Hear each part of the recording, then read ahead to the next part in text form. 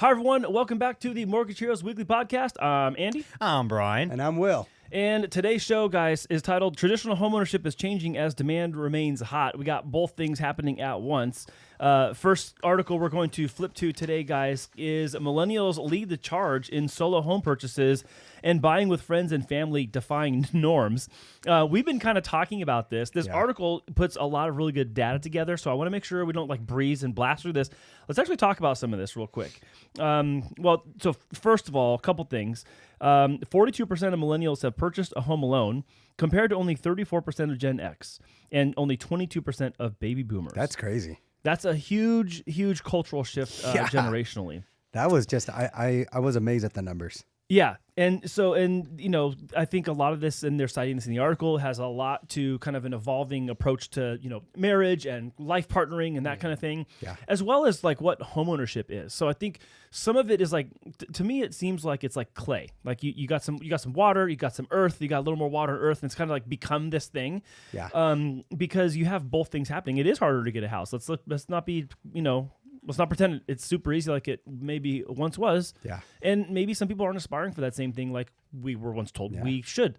Even with that consideration, right, that it's getting a lot more difficult, to see that millennials are willing to just go on there before their spouse, before they get married and just want to get in debt, right, and buy a home is just pretty crazy. But it's so true. They also have all these social media platforms that kind of encourage them, like, hey, partnerships are good, no problem. Or they'll facilitate these contracts for them to actually get themselves into a home purchase with the true contract where it states, who owns what or what's the percentage of share, et cetera, operating agreement. Yeah, operating agreement, a joint venture agreement, whatever it may be. But I found that to be very interesting. And also I found it to be very true.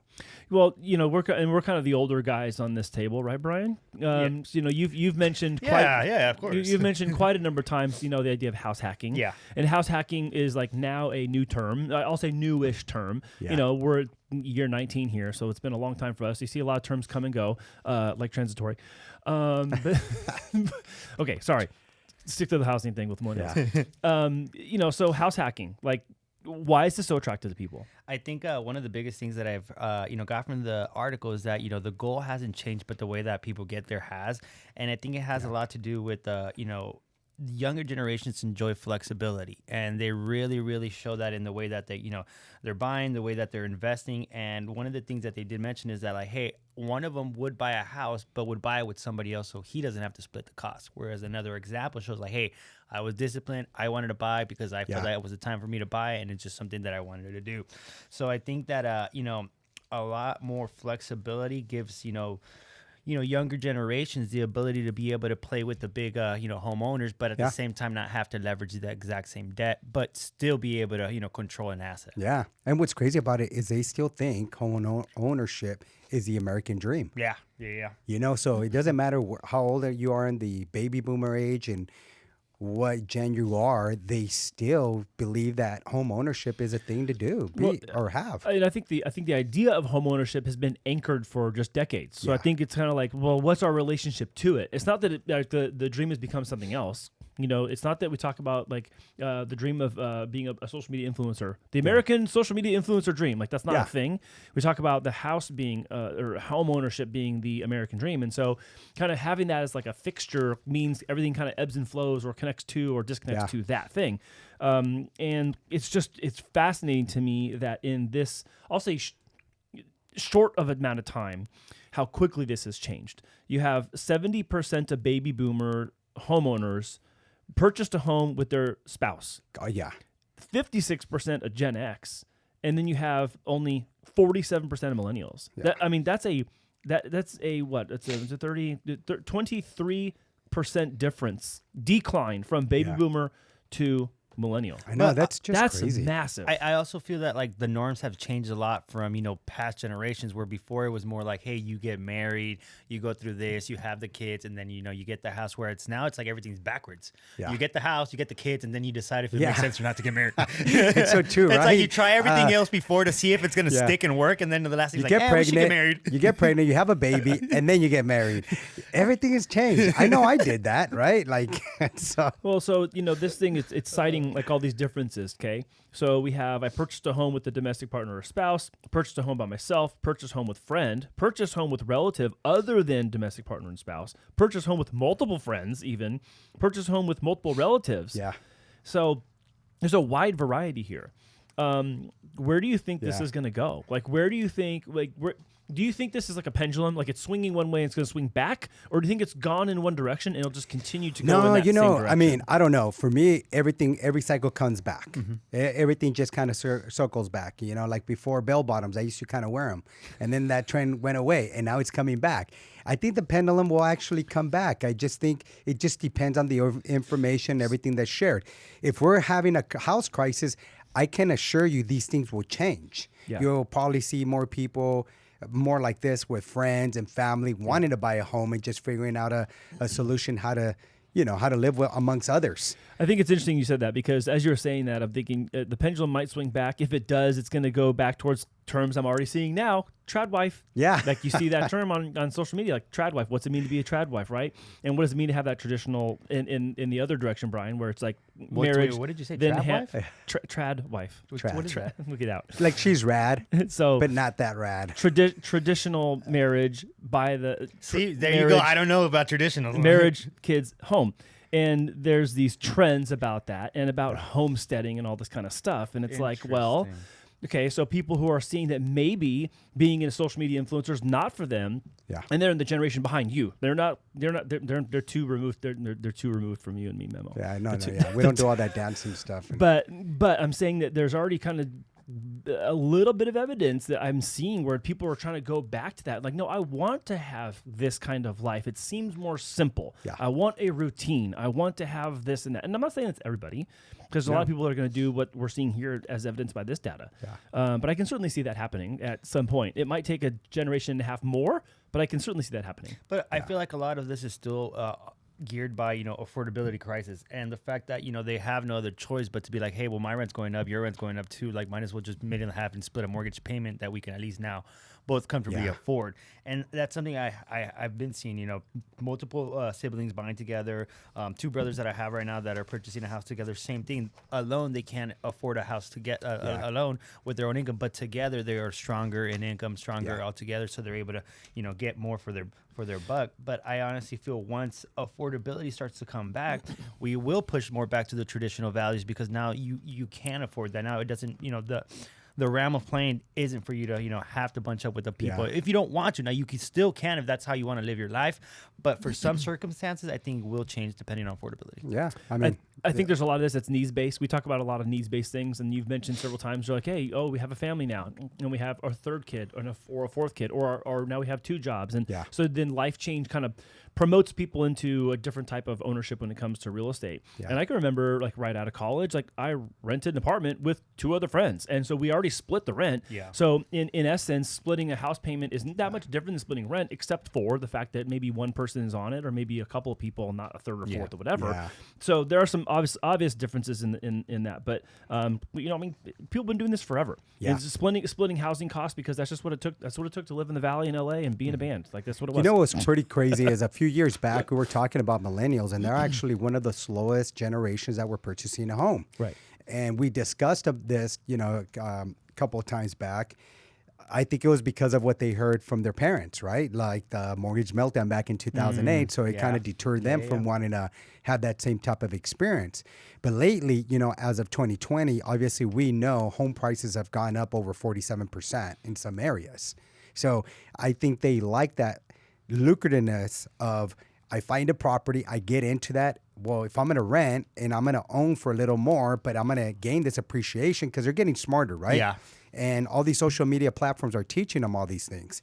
So I think that that's what's making them, encouraging them to get into the market, regardless of where we are in the current market state. That's a great point. I mean, and let's not, I want to make sure I say this, because some people may not have lived this, but some people's first real estate experience was being a kid and their mom and dad losing their house in 9 in 2010. Yeah. And that was their first real estate experience, as that's what they remembered. Now, we were walking through the flames of the fire in the industry at that time, and also losing our own stuff. Oh yeah, well, you remember? I mean, I went from 11 properties to just being able to support 2 properties. Everything else I had to let go. Yeah, You know, it was a tough time. But And some kids Brian's age, like 15 years Yeah. ago, like they would have been able to remember you're in 6th grade, 7th grade when this is all unfolding. You're like, oh shoot, I'm losing the house that I grew up in, or I'm losing the house we just moved into, or I whatever. used to live down the street, and then we were renting the house, right? And I remember going from 8th grade to 9th grade. We're transitioning over, and we get the news that the people that we were renting the house from are losing the house. wow. So in order for Very us to common. keep it, Wow. in order for us to have kept it, we would have to have doubled the payment in a matter of like 1 to 2 months. Our payment went from like, I want to say $1,400 for a three bedroom house here in Rolling Hills to, I want to say, over like double, $2,400 now. Yeah. So it's like there was no way we could afford that double payment. And that was the first time I ever knew anything about houses and experiencing with real estate. And it wouldn't surprise me if some people off survey are like burnt by that or feel snake bitten. They're like, yeah, I don't want that. I don't want that for my life. It's complicated. I don't want to have the responsibility. I want the flexibility. Like right now, what's really, I would say, treasured is time and freedom. Yeah. Right. Yeah. 100%. I mean, I hear that a lot from you. I hear that from other people too. But for those who do want to own, they're teaming up together. Yeah.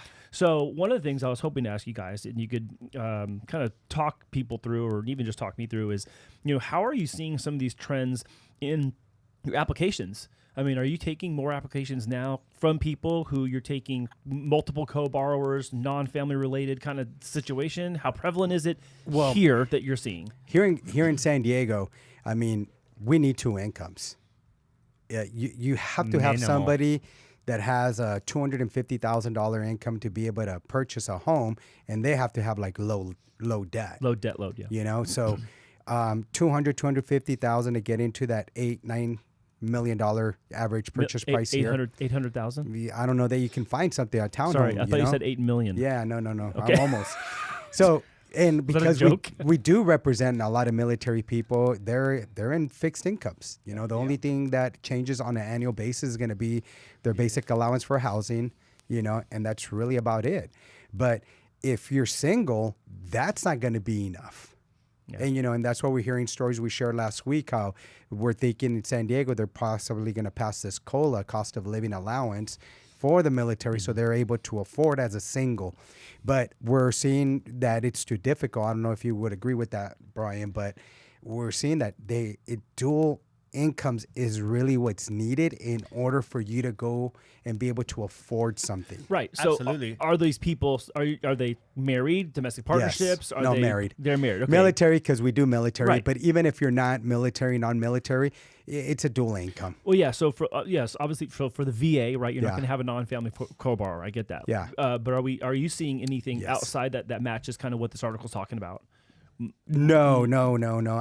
I'm actually seeing they're domestic. Okay, They're married. How the about majority of my how about you, clients right Brian? now. I'm wondering, is there a generational So, thing? yeah, part of that's that, what I was or- going to say. So I have a few buyers that, either their parents are helping them, co-sign. Yeah. 2 brothers are basically buying together because they both make $80,000, but here in San Diego, fortunately, alone, that's not going to cut it for them. Together, they're, 800, 160 for the year, and then that gets them more in the ballpark, player area where they're now buying for like 750.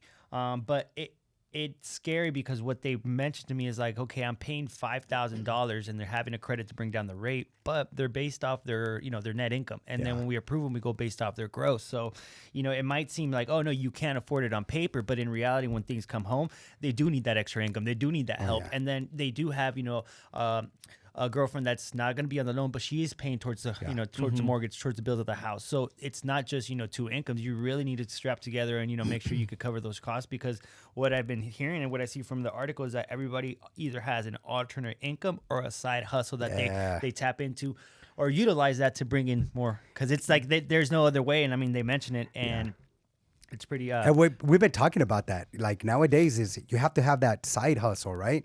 And most of our population are just going to have a job. Yeah. They're tired of working that 40 hours. They want to go home and they don't want to do another side hustle. Yeah. But I do have a client right now who has 3 jobs, has been holding 3 jobs for the last, since 2016. Wow. Oh, wow. Right? Jeez. And what's crazy about that is I'm helping them qualify right now for FHA because the spouse has a low credit score, so we had to take the FHA route, right? And they're actually purchasing a home for $1 million and change. And so, long story short is I'm trying to utilize all the 3 incomes, but guess what? If there's any gap of employment or maternal leave, you can't use that income. which is nuts. I'm like, well, wait a minute. She's pregnant. She just went on maternity leave, but her job is right there. She's still, no, there cannot be, it's got to be consecutive. And if you go conventional, well, on the conventional side, it's up to the underwriter's discretion.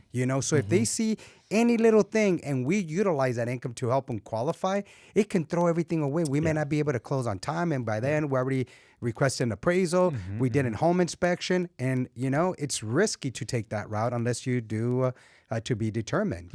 And I think that's when I feel like it's like a rug pull, because our clients are like, hey, well, I've been busting my butt off. I got these jobs. Like, what do you mean I can't use my income? And for them, it's so black and white. I mean, it's like pretty great. Like, you either can do it. Why can't I do it? Where in the bank, it's black and white. You can or you can't. That's it. And, I think that's unfortunate, but that's how, the banking mitigates their risks. Exactly. And it's all risk driven, right? Exactly. So it's like, do we want to take a risk that they just qualifying based on the 3 incomes that they're using right now, and maybe they'll quit after this? Like, you never know. So that's a good point. You're right. And every underwriter is going to look at it differently. But yeah, it does share here with Miss Trevino how she was just, single, young, and she's,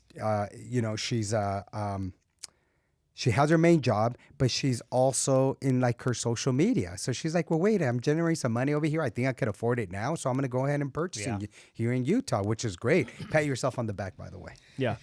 Good job. And then, and then you have that kind of the other side of that coin is this Israel Tovar in the article too, saying how, he made some money back in the early days of the pandemic, bought a home, decided that wasn't going to be for him. There's too many things to fix. He was like, hey, it's expensive. I don't want the hassle.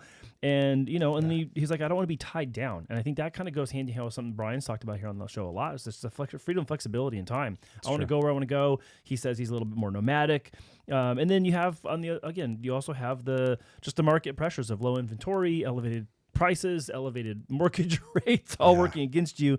And so I'm not really surprised by the rate of millennials that either are not buying at all, or the ones that are buying, they're buying with someone who's not their spouse. I think that's just going to be the way when you kind of like take a snapshot in history of how did this generation buy homes. It's broadly going to be that way in my estimation. Yeah. It's already prevailing to be that way. No, it's pretty cool. And then just to give applause to women, it also says they account for 19% of all home buyers in 2023, according to NAR. Yep. That's pretty cool. Just seeing women step up on their own and saying, I don't need a hubby, or I don't need a companion to buy a home. I applaud you for that. Yeah, I applaud you for that. And when she mentioned, she's like, I wanted to buy a house before I got married, right? And then if you think about it, which investment is going to get you in a better place in life, right? Because when you get married, it's like you have to pay for it unless your family's taking care of it, which, if they do, great. If they're not, well, it's an out-of-pocket expense. But if you get the house down the line, that could help facilitate the wedding. Yeah. So I think that's also a way that people are looking at, like, back to the changing of norms, that people like, I'd rather get the home first, secure the asset, and then be able to then live my life how I want to. Yeah, pretty cool, because she mentioned like pretty much sacrifice, right? She's saving money. Yeah. She's putting herself, like, she made sure she pretty much created a budget to figure out where she's going to be at, and then she was just going to make it happen. And she did. Good job. And that's a good example I like from that too, because, they even had asked, what are some of the basic sacrifices you'd be willing to make in order to afford a house? And the top 3 were downsize my living space, move out of state, and buy a fixer-upper. Yeah. And in all those, it's like there's a compromise, but it's a compromise to get something that you want. So if there is that desire there and you're a millennial and you want to buy a home, you might have to do it with somebody else. Yeah. You might have to get a place that is maybe out of the place you are living now, or in a place that you can just afford wherever you throw a dart at, and that is on the map, and one that requires a little bit of work. Yeah. Moving further away from friends came in at number 4. Moving to a less desirable area came in number 5, and taking on roommates came on number 6. I actually thought taking on roommates would be higher at the top because that economically can create cash flow in some cases where you're renting out all of your rooms. I mean, I mentioned it before. There's a house in my neighborhood where there's like 6 different people living in a 5-bedroom house, and they're all paying. So it's like that place is cash flow. Place is cash flowing for sure, because they're not just like covering that every month. They're exceeding that by quite a bit. Yeah. And then you have Tovar, right? Where he's just like, I bought a house prior to the pandemic, like you mentioned, 2018. Yeah.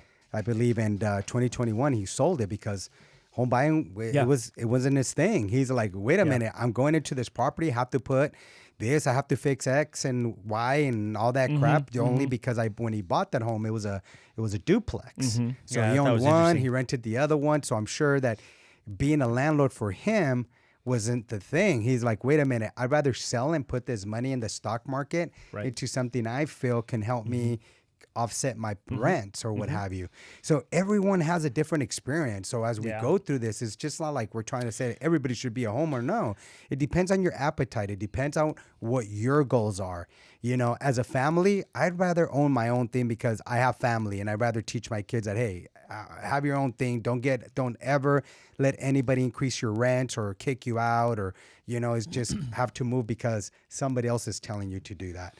I like having control. Yeah, there's definitely a display of a different tolerance and method. You know, you're talking about Tovar, Israel Tovar, and he had put his money in the stock market. Like, that's even one of the recommendations at the very end of the article. They're talking about 3 tips for young home buyers navigating the housing market. Number 1 was don't let rates scare you off. Because, again, you're young, you're going to be in this place forever, or maybe own it forever, except for in the case of Tovar or Soltis. Be prepared for competition. That's kind of just par for the course for anybody buying a house right now. Especially here in San Diego. And number 3, start building wealth in other ways. Okay, what are those other ways? Side hustle. Start a business. Start a business. Get into the market. What's one of the things we tell people? It's not about timing the market. It's time in the market. And so in this case, you're a millennial, you're young. If real estate's not for you, fine. Dump some money in the market. You can leave the money in the market for a long time. People are going to be in the comments, oh, you trust the market? Oh, you trust real estate? Oh, you trust this? Look, you can pay the price for not trusting in those things, or you can get the benefit of trusting those things long term. And that's what this is suggesting in the article. Yeah. I mean, in this case, they use if you just, you're 24 years old, you invested $100 all the way to your 65, earning 10%, you would have earned $555,000, you know? Yep. I mean, it'll depend. Again, it's all time in the market. Yep. I wouldn't wait till 65 to buy a house, though, right? No, I wouldn't do it. You know, one of the things I did like was it says millennials may be entering the housing market later than older generations, but when they are ready to buy, they're on it. When they're ready to buy a home, they are some of the most determined to do what it takes to buy. I like that because, you know, I have millennial children and I feel like sometimes they're kind of like a little chill, but it's true. When they do something, they just go after it, you know? So I don't know. Maybe that's a generational thing, a generation thing, or it's funny what have because in the most silliest way, I have arguments like with my mom about that. Like, like sometimes when she tells me to do something, I don't want to do it until I want to do it. But when I want to do it, I go do it how I want to do it. But if you get told to do it, it's kind of like, don't tell me what to do. But I think that's just a millennial thing because it's like I see it across other people. Kid where it's thing. Like, like don't tell me what to do, and every then kid does that. I go do what I want to do. Yeah. But if you don't tell me, so I think that's. But yeah, you do. When you want to get something done, I do see that in you, Brian. You just get it done, right? And you actually put a lot more effort into it. Yeah, it's you know. funny So I see that. I kind of chuckled when I read that. I like that. I thought, okay, so I have hopes for my kids. Then. Hey, so I was like, I wrote down next to it, I was like, we just got to get us there. Yeah. No, I mean, and I think that resiliency, that kind of the undercurrent of resiliency and just, you know, that fortitude and really just pressing in. If you want something, go get it. I mean, you see that materialize in a lot of different ways. You see younger generation, oh, I really want that Lambo. I'm going to do whatever I have to sell or do a marketing arbitrage or sell a course. They're going to do it because there's that like fight and that tenacity. So I think in the end, this one's just about real estate. But when it comes down to it, generationally speaking, it's like, look, if you're going to go after and hustle after something because you want that boat or the yacht or the vacation place or just the lifestyle, people that want it are going to go chase it down and get it anyways. Well, it says it right here. 17% of millennial homeowners got additional source of income compared to 5% of Gen Xers and 3% baby boomers. Well, so that's just to tell you right there, we already know what we need to do in order to get there. So we're just gonna do it, you know, and just go and figure out more income because that's what's needed. Not all that is preference. That's how heavy dose of that is required. So I was gonna say, if I'm noticing the trends, right? Millennials will work a job that needs to be worked so that they can pay their, cost of living. But if you notice, once they start a side hustle or a second business, it's attached to their passion or something that they're very, very into. And I've noticed that goes hand in hand when, people my age are starting their side hustles or their projects. It's always tied down to a passion and something they actually have to do to make sure that, their life could be. No, it's so true because you see that, right? When we interviewed Emiliano and the prior week, I'm sorry, I forgot his name. What's his But Ian. he's Yeah. Ian. Yeah, There you go. Ian. Ian. I mean, Travel nurse. man, these guys just figure it out, you know. And once what's cool about it is they think they're going to be doing this job for a long time, but once they put their passion into that side hustle, they start seeing how much more profitable that is, and they just start going and kind of. Now we're gonna just make more, so that when they had that 2 income, still made less than what they're making just with that 1 income. It just kind of propel them by three levels. Yeah, and it's pretty cool to see that. It's just motivating because you start feeling like you're not working. Exactly. It's like, oh, I enjoy what I'm doing, and then once you start profiting, you're like, dude.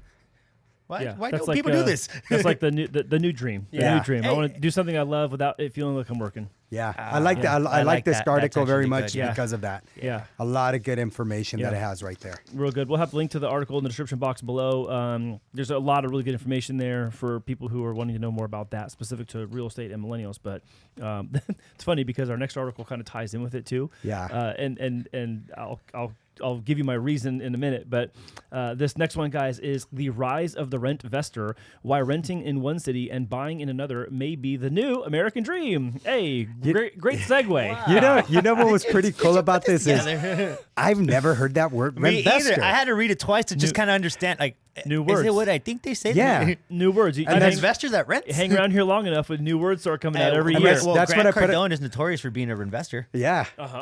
Absolutely. Yeah. Absolutely. He's probably the most notorious, I'd say, right now. Yeah.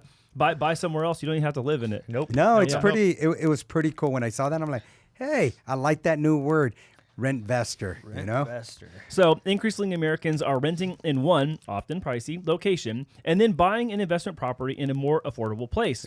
Dubbed rent vesting, this practice is taking off across the country. So this is, I think, a big duh. I think part of it is affordability. Yep. My opinion is, if I can't buy here in San Diego, I'm looking at where can I buy, even if it's out of state, even if my rent arbitrage is a couple $100, but someone else is paying it. And I think that's kind of the business model of this. When it comes down to real estate investing, you're looking at your cap rate and you're looking at your monthly return on cash. And I think that that's the same approach. And people are willing to pay the price here, but use my credit, my cash, and the ability to have someone else pay for it over here. So I'll buy a house in Louisiana or in Illinois and Chicago and Dallas or wherever you want to buy that you can afford to get a down payment in, buy a house and rent it out. I'm seeing this a lot. Yeah, because they're building capital. If I can't afford it here, well, then I don't want to throw my money away. Let me try it somewhere else where it's going to be a lot more affordable, and let me go into a joint venture.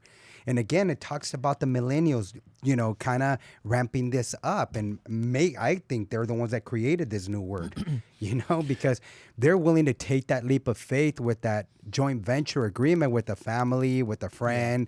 They're okay with joint ventures. And even something that's cited here is they're talking about these are people that have high earnings, but it's still not like high enough to buy in the place they live. So let's take a local example. It's like, okay, well, let's say the married couple doesn't make $250,000, but they make $180,000. Yeah. Okay, well, maybe $180,000 doesn't get you into the home you want here in San Diego, but $180,000, and let's say you've saved $30,000, $40,000, or $50,000 in cash. You can use some of that money to go buy a down payment or put a down payment on a place you can buy somewhere else, and that place can be short-term rent and long-term rent and create some cash flow. One of the things that I feel people don't fully understand is that sometimes it's not easier to get an investment property, but it's more accessible, meaning that you could find ways to get that rental property a lot easier than if you're going to go apply for a primary house because of all the stipulation that goes into verifying every little last thing, your debt to income ratio, whereas an investment property, if the numbers make sense and you're able to come up with that initial capital, I mean, the bank's going to give you the money to do what you have to do a lot easier. Now, there is obviously risk and other stuff, that come tied to it, but it's a more lucrative way to basically, break into the homeownership. Yeah. And it does require a larger down payment. Of course. But, going back to what you were saying, Andy, there was an example here where somebody lives in Calabasas.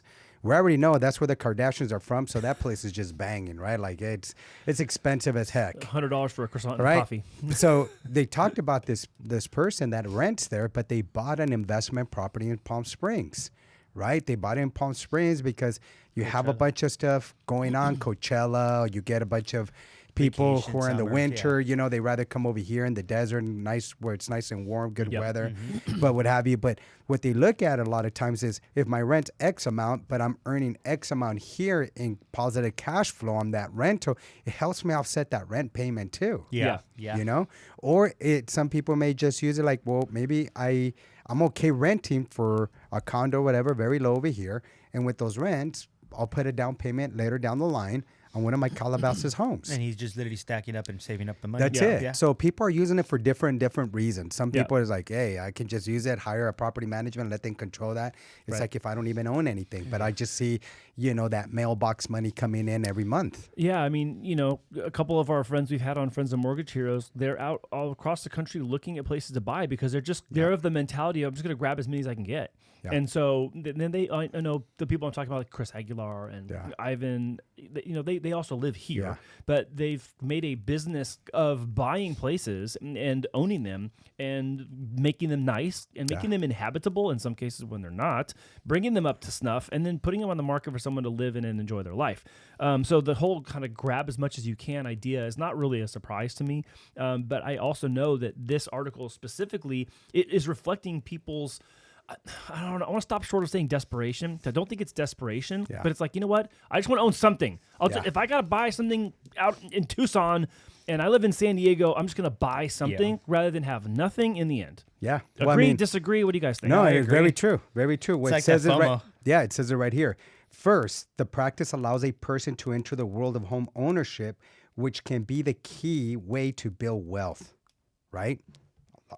Just don't know. Some people about you mentioned your sister-in-law buying in Chicago. In Chicago, yeah. Mm-hmm. You know, and they bought like 3-4 years ago, and it's been a great investment. And all of a sudden, you know, she used to work full-time here for somebody, and now she's doing her own real estate portfolio, you know? And so those are the things that just kind of sometimes taking these leaps of faith just take you in a different direction in life. Well, I mean, you know, think back when we had Ivan on the show, back at Friends of Mortgage Heroes. Ivan was talking about he went after the housing collapse across the country. Yeah. He went for a weekend trip to see his friend in Arizona, and he was buying places for $40,000.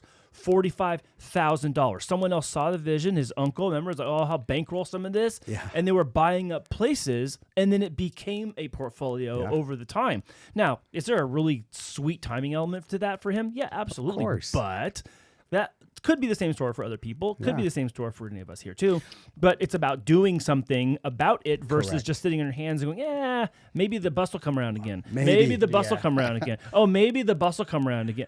But it's one of those things he didn't know. He went just impulse, like, hey, I believe in this, and it blew up for him. But sometimes that's how it has to be. You just have to be at the right place at the right time with the right people, and hey. But he's also been patient. Yeah. I mean, now I'm talking about, like, I think it's 2013. I want to say it was 2013. Yeah, I'm going to say the last time he bought a property was like 2013, 14, and that was it. Yeah, but even, I'm just saying it for time sense, that's 11 years now. Yeah. So this idea, like you're going to buy it on Monday and sell it on Sunday, that's not the deal. Yeah. You know, even our friends that own dozens or hundreds of doors, like, they've held them for years, and now we're talking about like a decade, and then now beyond a decade. So there is a patience part of this, of course, that can very easily be overlooked, but you have to start somewhere. So I think the whole rent investing thing is people seeing this from people on the internet and watching the real estate conversations happening on social media, going, oh, they did that over here when it was risky, and it's risky still. Oh, it's going to be risky again later. Yeah. It's still going to be risky even later. Now I got a personal decision. I'm either going to get in or I'm not. Yeah. I think that's driving a lot of this. No, it's so true. It's so true. Yeah. I don't think it's like just because there's TV shows and that kind of thing. I mean, I know they're kind of like trying to talk about that in the article, but really it's the attitude of just getting as much as you can, get in how you can, get in, just hunker down, own something, hold it. And that's exactly it. You just gotta hunker down, right? Because although it sounds great, you're renting and then having a mortgage payment elsewhere, it could be a little overwhelming to some people. But that's why there's always resources out there. There's always like, go and find a good property manager, or if you're looking at doing this and you have time to do a side hustle, just read the contracts and, you know, call your friends, go Facebook it, Instagram it, you know, who's got the best rental contract for Ohio, for Chicago, and you'd be surprised how many people want to give this information. Yeah. Well, and I mean, the deal is at the end of the day, you're going to have a roof over your head, Yeah. right? So if you're renting here and you still have a roof over your head and you want to buy a place that puts a roof over someone else's head, at least it puts Yeah. you in an ownership position, and it puts you in a position to decide long-term that you're going to hold this. I mean, how many of you watching the show right now, you have an IRA or you have a 401k or you have a savings account or an interest-bearing savings Yeah. account, or you have your money in a CD that's 6, 12 months or longer, and you're putting your money to work somewhere so you can have a return on that. There's a functional similarity in that sense. Of course. And this is one of the ways that people are doing it. Yeah. And some people have it managed where others don't. Yeah. You know, others in 10 years see that their rate of return is like 19, 20, 30%, Right. where others see only a 5% return. Yeah. Again, it's all in the, in the risk factors and How much who's risk are you willing to managing it. take? And One of the- sometimes at that point in time, it's always good to have a financial advisor that really understands it, or you could just be the financial advisor and maybe, you know. manage it yourself. Yeah. So, Well, I think there's something I was told a long time ago, and it just always seems to be just true all the time. It's like you make your money in real estate when you buy it, not necessarily when you sell it. It's not just when you sell it, right? Because you're going to make your money when you sell it because it's going to be higher than before, unless you go upside down for some reason. But if you haven't and your mortgage balance is being paid down and the market's still appreciating as it has been, you really make your money on that day you buy. Yeah. Not exactly the day. Don't get all in the comments like whatever. You're staying somewhere 5 years, 10 years. You're holding it 5 or 10 years. You are just going to be making money. Yeah. Because that's what it does. I mean, guys, there's deals out there. That's why there's these wholesalers now. There's these flippers. We work with them. Yeah. We work with plenty of investors. Yeah. A lot of people are saying there's no deals out there. Well, one of them just bought a deal for $550. Yeah. You know, and it cost him $50,000 to bring it up to par, and the appraisal came in at $850. That's the thing that pains me so much when I hear people that aren't getting qualified or they're maybe discouraged and they're not taking action. Let me rephrase that. It's not about people that are not getting qualified. It's the ones who are qualified and they're being discouraged and they're not taking action because they're discouraged. And it's like then that same place you could have made an offer on, maybe bid on, someone else went and snatched it up. Now you don't have it. Yeah. And it's like we can't foretell what's going to happen in the next, 6 to 12 months. I mean, rates are going to come down. We know that's going to happen. It's going to take a little bit of time, but we know that's true. What I know that's not true is that houses aren't just going to show up from one night to another to fill the gap. Right. And that's the one thing that, people need to really consider that. Yes, rates come down, but then what else will happen? The demand goes right back up, and then the houses go right back up. Yeah. So it's like right now, if you were in the position to afford the house that you like, that you're okay with, definitely take that jump, because later on, it's not going to be the same. It's definitely going to be different. Who knows how it's going to be, but I guarantee you it's not going to be more positive than it is right now. Who knows how it's And- going to be? and- You're absolutely and right. To go back to the deals, there is deals out there, but there might not be the deals that you're looking for. And that's why you always have to be open to, how the market is. Work with someone that's hyper local in your area, because then you're going to really know the dynamics of how that community is moving, and you're going to have a lot more leverage, so much more leverage. So working with somebody that's hyper local is going to leverage their resources. They know the area and they know exactly what needs to be done in order to break into that. So important. So important. Right Good now, point. relationships matter. Everything is about relationships. To be Good honest. point. And I think that goes true even if you're a rent investor. Like you're Yes. here and you're going to buy somewhere else. Find that someone else in that somewhere else, and let that person be your guide towards getting that place. Well, who better? A lot of people kind of go, well, I got to pay a property manager, 10%, 8%. Why would I pay them if they're just collecting a payment? Listen, when you got a good property manager, that is your partner. Yeah. They understand. They're hyper focused on the areas. At least that's the person you want to find.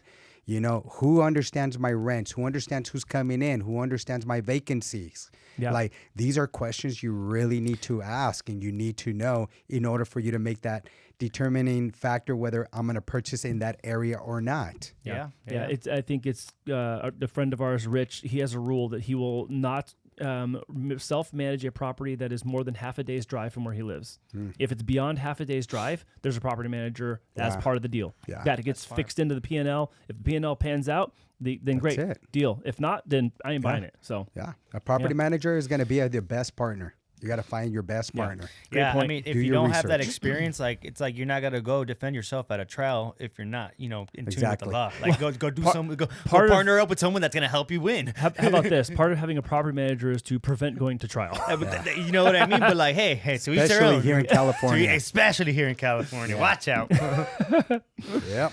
Well, guys, U.S. single-family housing starts. Permits fall in April. This is from Yahoo Finance. Oh man, this Whoa. one hurts, guys. course. U.S. single-family home building and permits fell in April amid a resurgence in mortgage rates, but new construction remains supported by an acute shortage of houses for sale.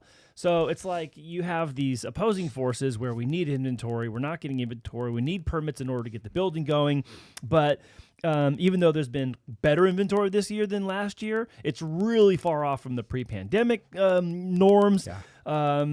Before we go into the opinion here, the government data showed there were 728,000 housing units on the market in the first quarter 2024, well below 1.145 million units before the 2020 pandemic. Yeah. That is a lot. That's yeah. And that's when we're talking about 1.1 million homes available. That's nationwide. Yeah, Right? yes. So that's going to be nationwide, just so our audience understands it. I don't remember even 2024 hitting 700 and change, but I guess this is data they have. I don't know. I didn't check and see on that, but all I know is we've been way under the 500,000 mark for a while. Yeah, it was significantly down. I mean, even this is much better, but the rate of home permits that's needed to catch back up to what the demand is, we're still really far behind. And we're going to stay way behind. And sprinkle some low rates Yeah. onto there. Yeah, because yep. you Lower have the rates? conditions right now for builder. And again, none of us are builders. We actually have had a builder make some comments on the channel in the last couple of weeks. That was kind of cool. Yeah. And you have the demand. Someone has to show up and go, I want to do this though. Yeah. And there's an issue with I see in reading this from the sidelines. There's a lot of issues when it comes to municipalities and rules regarding where you can build, how many you can build, what you can build, saturation, density, cost to build, and then also not even just cost to build, like finding the people to build it. Like for some reason, the labor is way, way, way, way thinner than it was a couple years ago. Of course. And those people who are still in labor, they are in high demand and constantly busy. Yeah. And let's not forget, interest rates always have, it's going to cause builders to just get some discouraged. Yeah. We have higher interest rates. Profits are lower. Yeah, profits are Spreads are lower. different. And then now we're starting to see all this. Your home's got to go green, right? We have all And these that itself, energy. it's another back So cost to them that probably they weren't used to or accustomed to being able to put into their exactly, profits. like here in San Who knows Diego how much that now, costs you now? have to be off the grid, right? So they put that whole battery now that you have to have in your home to store that. So if electricity goes out, your home has solar, it has to be off the grid. It could function off the grid. Well, those batteries now are like anywhere from 15 to 25,000. Well, who pays for that when the builder now is being forced that, hey, any home that's being built, even ADUs right now, homes, but ADUs that are being built detached have to have That battery. solar. And so, no, not only do you have the solar, you must have a battery. So who's going to cover that cost? The consumer, when Right? And then we already know that inflation is pretty much surpassing people's incomes. It's gonna be a lot more expensive for builders too. So one of the potential solutions that I know that the market is starting to see kind of reveal itself is multi-unit complexes, where it's 4 units or more.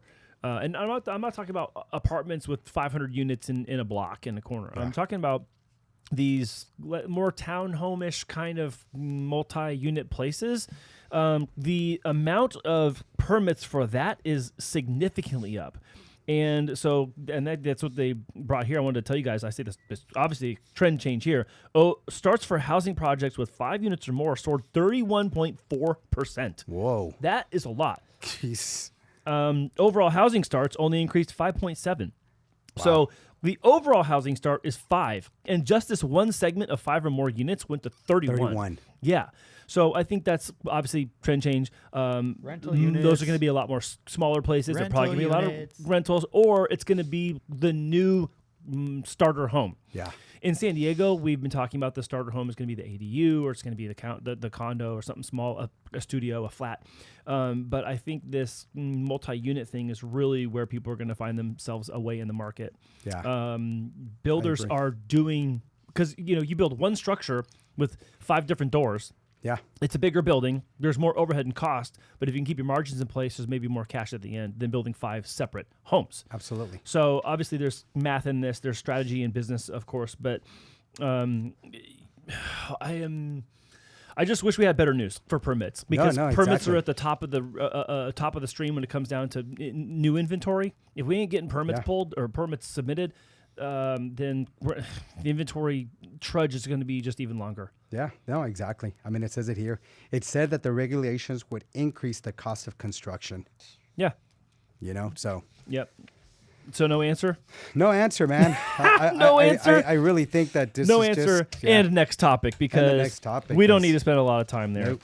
All right, guys. So we're going to close today with new home sales rising in early 2024. Hold on. Didn't we just talk about new permits that were going...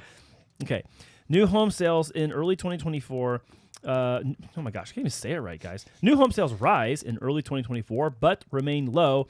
Coming in from CoreLogic, you have Texas metro areas taking 4 of the top 5 spots for new home sales volume over the past year. Disclaimer, new home sales volume was also in the trenches in 23. So we're kind of like looking up the mountain from the bottom of the valley. So any of these numbers are going to seem astronomically high. They are, but proportionate to where we were coming from. So home price gains are still just that. They are gains. They are not declines in any of these areas for both new homes and existing homes. The rate of gain had slowed down in 22 once the Fed started raising rates and kind of hit their trough in, guess what? Ding, ding, ding, fall of 23 when rates were flirting with the 8s. And now you have home price gains happening again. And that is all backed by CoreLogic. I mean, look, they're a trustworthy source, and it's really hard to argue with them because they're sourcing all the public data in all these places. Yeah. I'm amazed how still existing home prices just keep kind of going higher than new home builds. Yeah. Well, I mean, like we just said, there's no homes, so what did we expect them to stay, hold, and then more people wanting to buy? That's why I'm very cautious to see, how the Fed reacts in June to see if they drop rates, because that's going to flood more people going into the summer to the end of the year. So I just don't see it happening for the sake of them wanting to keep inflation still, at a growth slower than we would want it to, because it's still running up. It's just not as fast as it was these last couple of months and years. So that's going to be tricky to see. I think that there's a lot of buyer behavior behind this, obviously. That's overstated. But I think the new home versus existing thing partly is the system for which it takes to buy a new home. So here, locally, we've seen lotteries where you put your name in, and then your name might get picked. Maybe. So if your name is not picked and you can't buy a new home because your name isn't picked, what do you go buy? An existing home. So part of that is just padded with the outcomes of places like here where there's not as many new buildings as we would need. Yeah. And then there's the lottery system to pick people who can and cannot buy the home in the neighborhood you want to get in on. And then if you don't get that, then you're going to go looking at what already there is existing. Yeah, and then if you're going into these no builders, right, and you got a name like Andy, well, that's pretty easy. We'll go for an Andy. But what if you spell out my name, Guillermo, right? Like, what the? I can't even say it. I'm not pronouncing it. I'm not going to even put it in the letter there, so it could.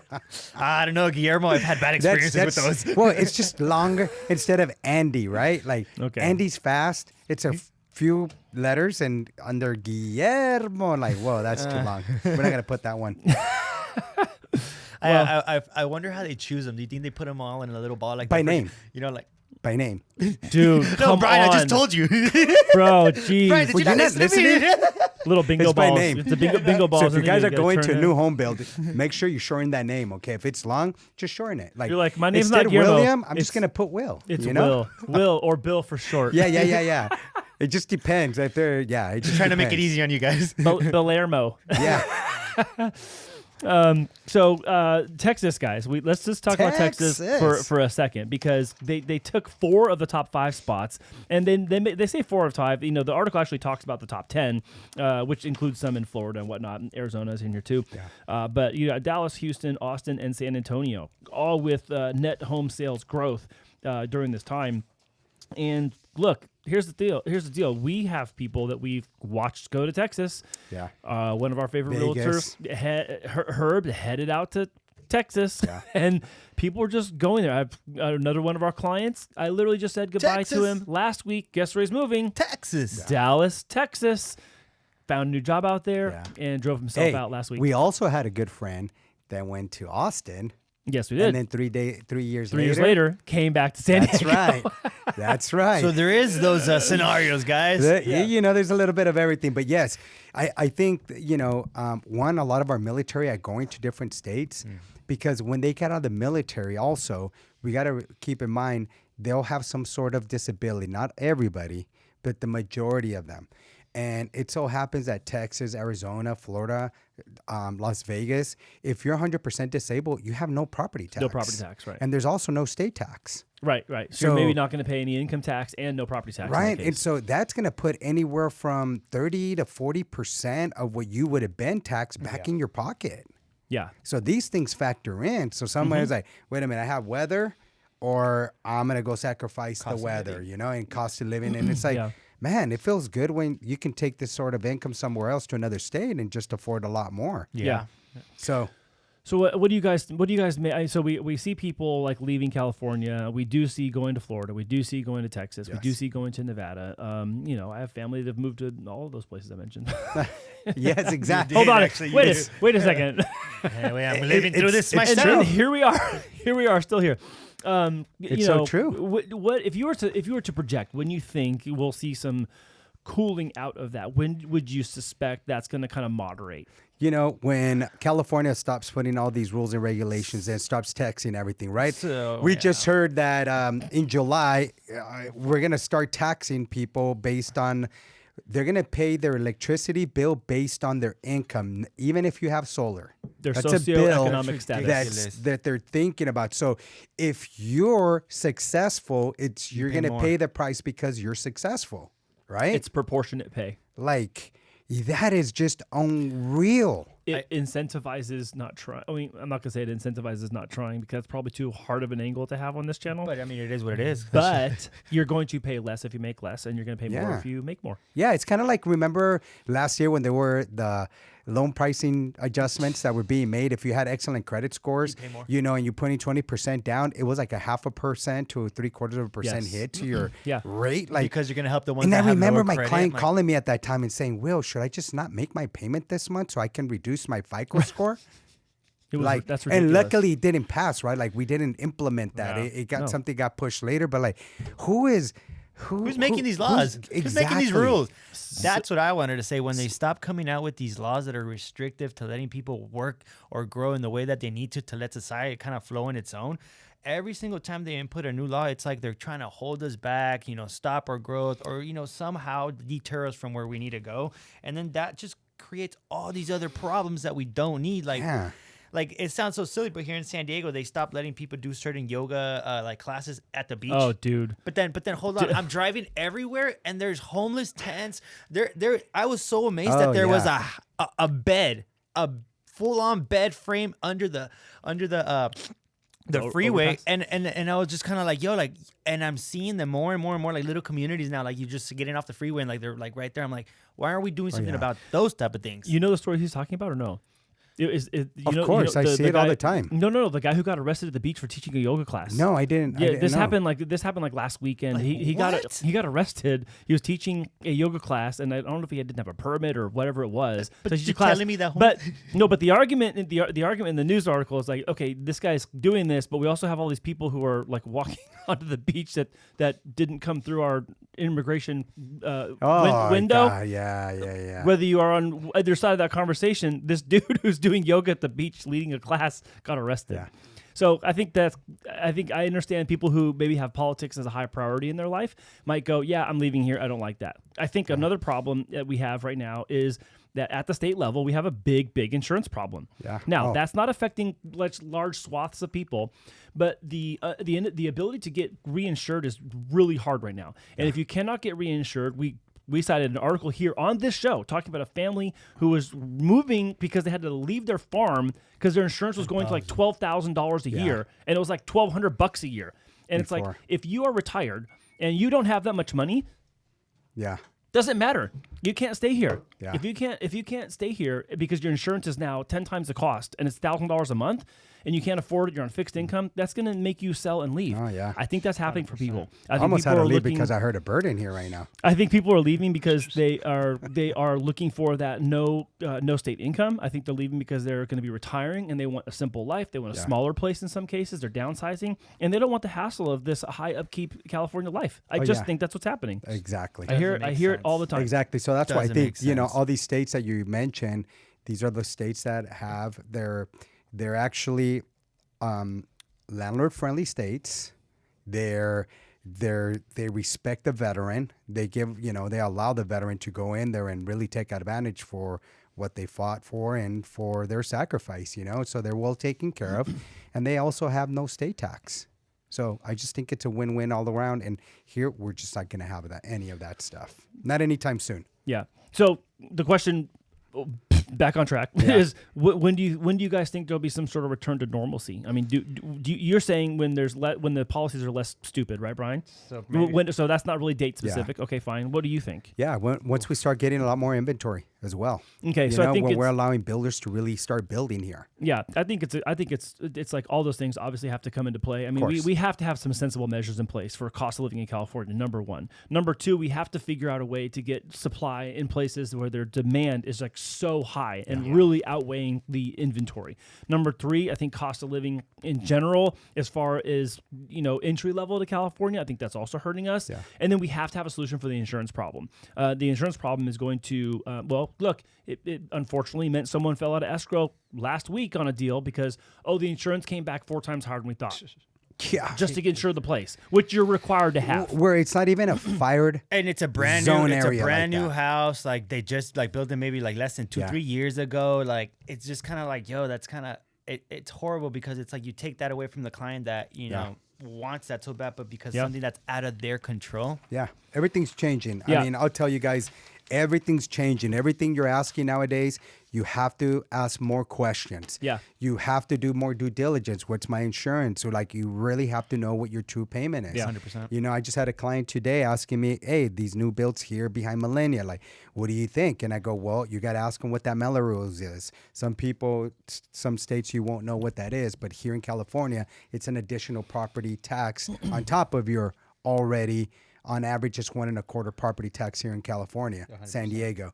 So you have to know what that Melrose is going to be. You have to know what your HOA is going to be. And now you really have to know what that homeowner's insurance is. If there's just a small little patch of just bushes there, go consider that fire. That's a fire zone already.